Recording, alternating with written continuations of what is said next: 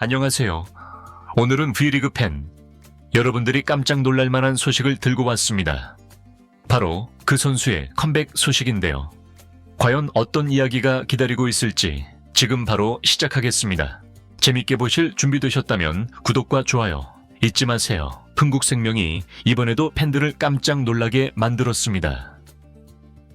이번엔 실업리그에서 우승 트로피와 공격상을 동시에 거머쥔 박민지를 전격 영입한 사실이 전해지면서 배구계가 술렁이고 있는데요. 박민지가 누구냐? 는 반응부터 도대체 어떤 선수길래 흥국생명이 다시 품었냐? 는 이야기까지 팬들 사이에 궁금증이 폭발하고 있죠.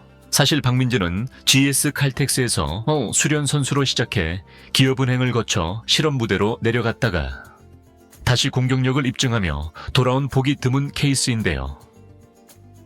프로 무대에선 교체 원포인트 서버로 잠깐씩 얼굴을 비쳤지만 실업리그에선 코트의 주인으로 다시 성장했습니다. 특히 올해 홍천 연맹전 결승전에서는 혼자 20점이 넘는 득점을 쓸어 담으며 수원시청의 우승을 이끌었다는 소식이 알려지면서 프로 무대 복귀설에 불이 붙었죠. 그리고 그 주인공을 흥국생명이 잡아냈습니다. 김연경 은퇴 이후 레프트를 두텁게 보강해야 한다는 말이 나오는 상황에서 실업 MVP를 데려온 이 선택이 어떤 결과를 만들어낼지 팬들의 관심이 쏠리고 있는데요. 박민지는 과연 어떤 선수이며 흥국생명은 왜 이 선수를 영입한 것인지 관련 내용 빠르게 전달해 드리겠습니다. 박민지는 처음부터 화려했던 선수는 아니었습니다. 2017년 드래프트에서 GS 칼텍스의 수련 선수로 입단하며 V리그 무대에 첫 발을 내디뎠죠. 수련 선수라는 건 정식 선수 등록조차 안 된 상태라 정규 시즌에 코트에 나설 수 없고 팀 훈련과 꾸준히를 도맡아야 하는 자리였습니다.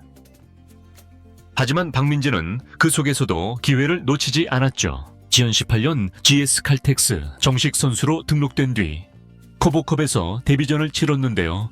그 경기에서만 15득점, 이어진 다음 경기에서도 12득점을 기록하며 기자 투표로 라이징 스타상을 받았습니다. 당시 강소희, 이소영 등 쟁쟁한 선배들과 함께 레프트 라인을 지켰다는 사실만 봐도 가능성이 충분했던 선수였죠.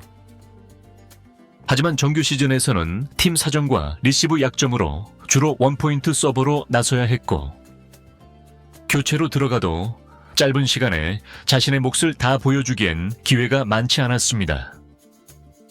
당시 표승주가 IBK 기업은행으로 이적하면서 박민지는 더 많은 기회를 잡을 것으로 기대됐지만 리시브 불안이 발목을 잡았고 권민지, 한송이 등과 경쟁에서 밀리면서 출장 기회를 자주 잃었죠. 그러다 2020년 1월 트레이드를 통해 김현정과 함께 IBK 기업은행으로 자리를 옮기게 됩니다. 기업은행으로 옮긴 뒤에도 박민지의 상황은 크게 달라지지 않았는데요. 주로 원포인트 서버로 나서면서 존재감을 조금씩 드러냈지만 정작 가장 중요했던 리시브 약점은 완전히 극복되지 않았죠. 그래도 팀 내부에선 박민지가 가진 날카로운 서브와 간간히 터뜨리는 공격력이 필요했고 실제로 2021년 현대건설전에서는 서브 에이스와 공격 득점을 올리며 시즌 첫 득점을 기록하기도 했습니다.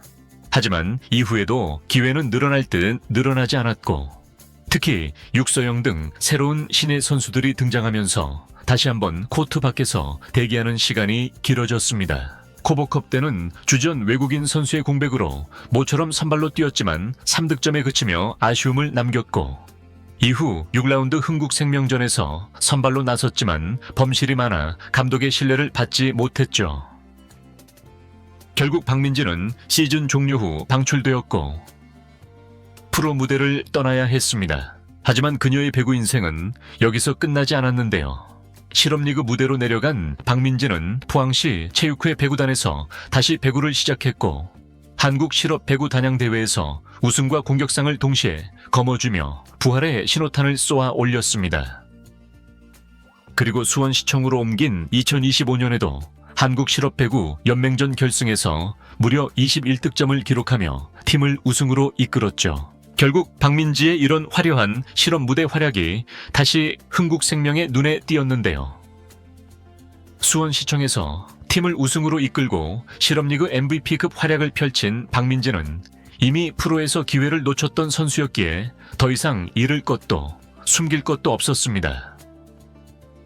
오히려 간절함과 배구에 대한 애착이 남아있었다는 점이 흥국생명에게는 매력적인 카드가 되었죠. 김연경이 떠난 자리를 어떻게든 메워야 하는 흥국생명으로서는 검증된 베테랑보다는 다시 반짝일 가능성이 있는 조커 한 장이 필요했고, 박민지는 그 조건에 정확히 맞아떨어졌습니다.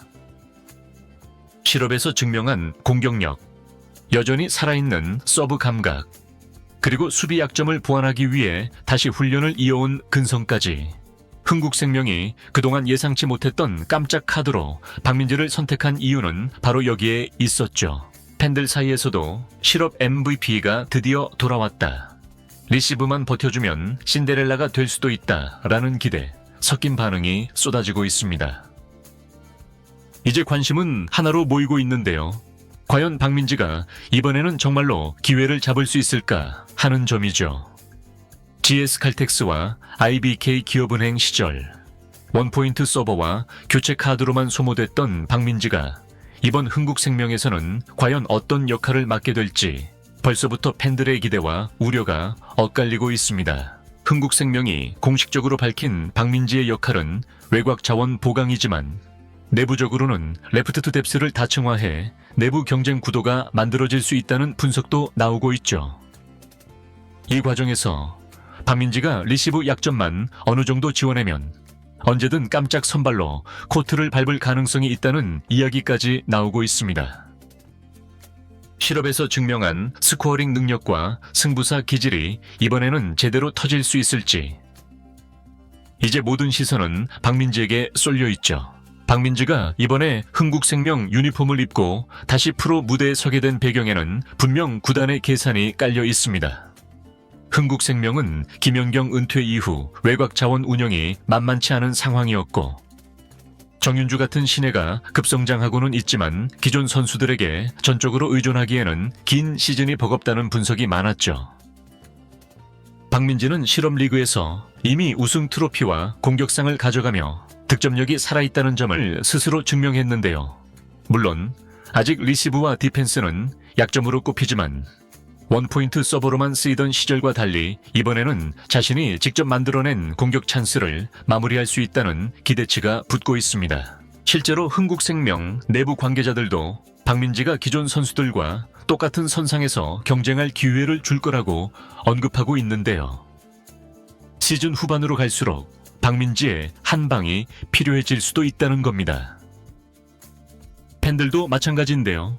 프로 무대에서 잠시 사라졌다 다시 돌아온 선수가 팀의 자극제가 될 수 있다는 점에서 박민지 영입을 깜짝 카드 이상의 의미로 해석하고 있죠. 물론 냉정하게 보면 넘어야 할 산은 여전히 많습니다. 박민지가 아직까지 V리그에서 증명한 풀타임 활약은 사실상 전무하다시피 하기 때문인데요. 몸 상태, 경기 감각, 긴장감 속 리시브, 결정적 순간의 범실 억제력까지 하나하나 다시 증명해야 하죠. 하지만 실업에서 스스로를 단련하고 돌아온 이번엔 다를 수도 있다는 부분이 흥국생명 팬들의 기대를 자극하는 대목입니다. 이제 박민지가 다시 코트 위에서 웃는 모습을 보여줄 수 있을지, 그리고 흥국생명의 빈틈을 채워주는 진짜 비밀 병기가 될 수 있을지, 이번 시즌 가장 뜨거운 깜짝 복귀 카드가 과연 어떤 반전을 쓸지 모든 팬들이 주목하고 있죠.